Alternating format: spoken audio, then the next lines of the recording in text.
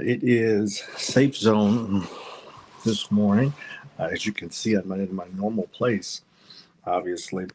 Um, I am in my hometown of Milwaukee, Wisconsin this weekend. So I didn't want to miss our time of sharing, so I figured I'd still jump on. But I wanted to talk um, just briefly for a few minutes. We probably won't be as long as we usually are. But I wanted to talk about faith expectation, right? I was flying here last night and I started meditating on Mark 11:23 through 25. That, well, really 22, because 22 says, and Jesus answered and said unto them, have faith in God, right?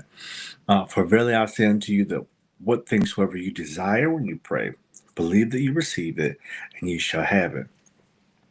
And as I was in the air last night and um, just happened to be, we were flying and it was a smooth flight, but every now and again you hit turbulence, on some degree in some capacity. And oftentimes when you do, most people get a little afraid, most people get a little shaky. But I started meditating on what things soever you desire when you pray, believe that you receive it. And one of the things the Lord started to minister to me, even just on the flight last night, was that whenever we're having fear about an outcome, it is typically because we are expecting to receive something that we don't want to believe for, right? So if the scripture says, what things soever I desire when I pray, believe I receive it, I shall have it. If I haven't received, if I'm not believing for calamity, why am I having fear about it? If I'm not believing for failure, then why am I allowing myself to feel the emotions about it? It's because at that moment, the enemy is trying to get me to receive something that I don't want. And it is my job to allow it in the spirit or to disallow it. Well, how do you do that? You do it by the words of your mouth. You do that by what you focus on. You do that by what you decide to listen to. And so, oftentimes, when we have moments of fear or panic or um, dissatisfaction, it is because we are paying attention to something that's outside of what we truly should be believing for, right? So it says, Jesus answered and said unto them, have faith in God. Well, that's the answer to every question. That your faith should answer every question that arises in your life, right?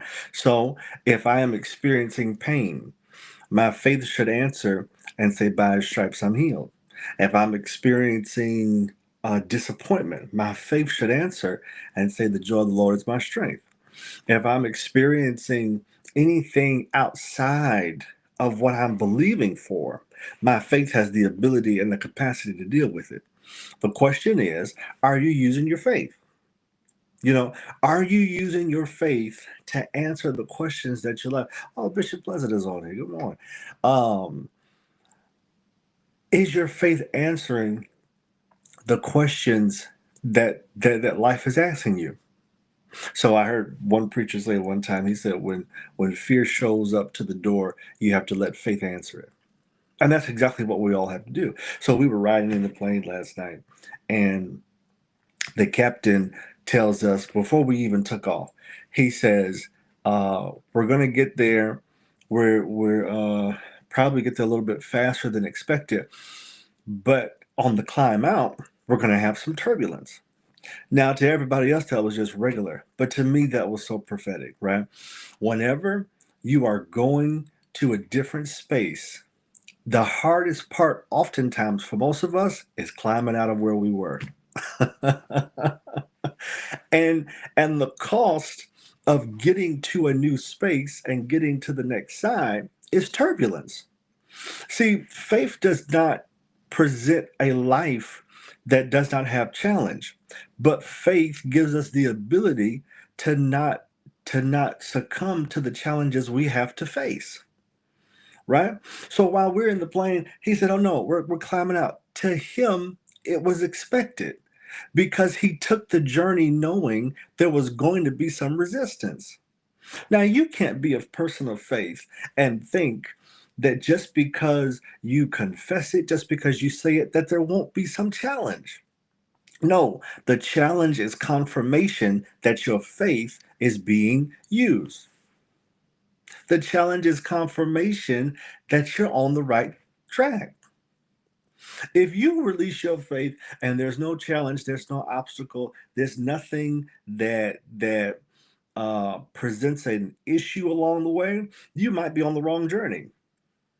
You might be on the wrong journey if there is nothing, if there's absolutely nothing that shows up to confront and try to stop you on your way, it may not be worth it, right?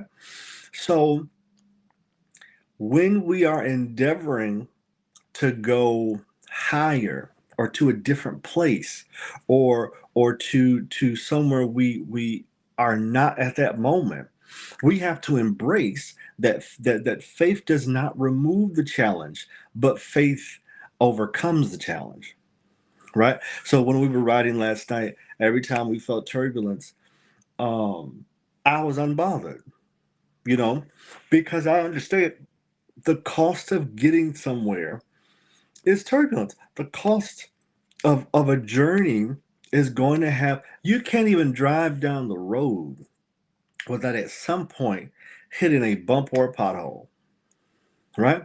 But the question is, if are you built to withstand the challenge?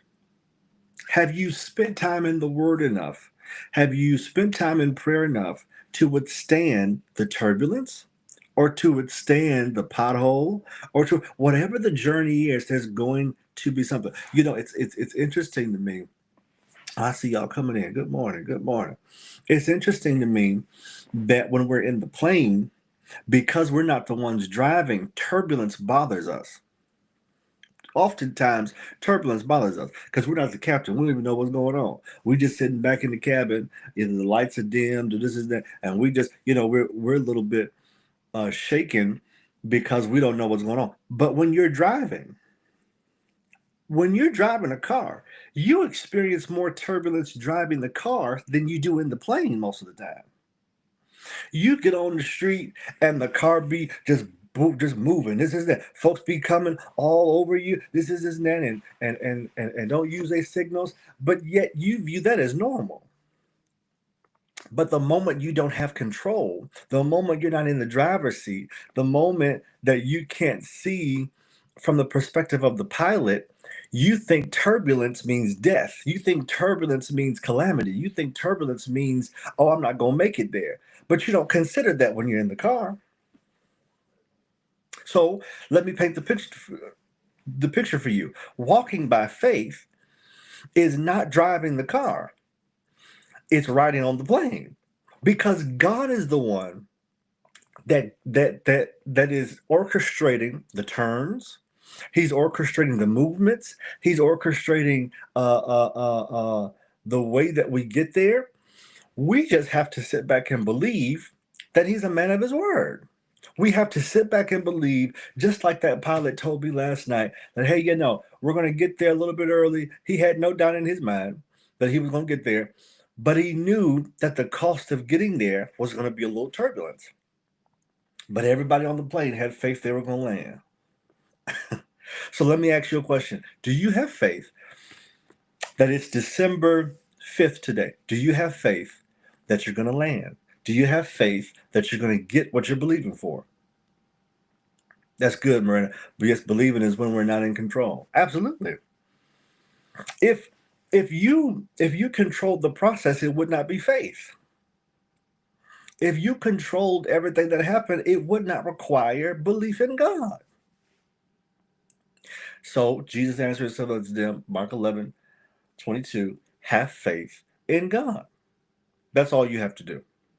So today I want to challenge you I want to challenge you as you go throughout this day to remind yourself in every circumstance, remind yourself in every moment that all I need to do, all I need to experience, all I need to have a successful day, to get what I'm believing for, is faith in God.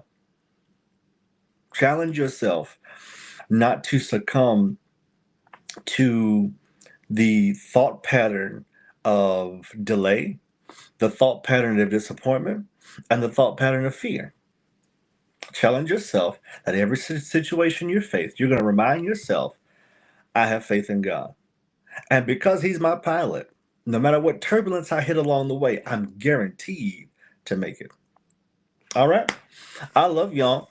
I'm gonna enjoy myself this weekend. I'm back home, eat some good food, and spend some time with my family. But I just wanted to encourage you this morning, and talk to you from the perspective of faith, because you don't have no problems. All you need to do is have faith in God. All right. Well, I love y'all, and I will see y'all Monday morning.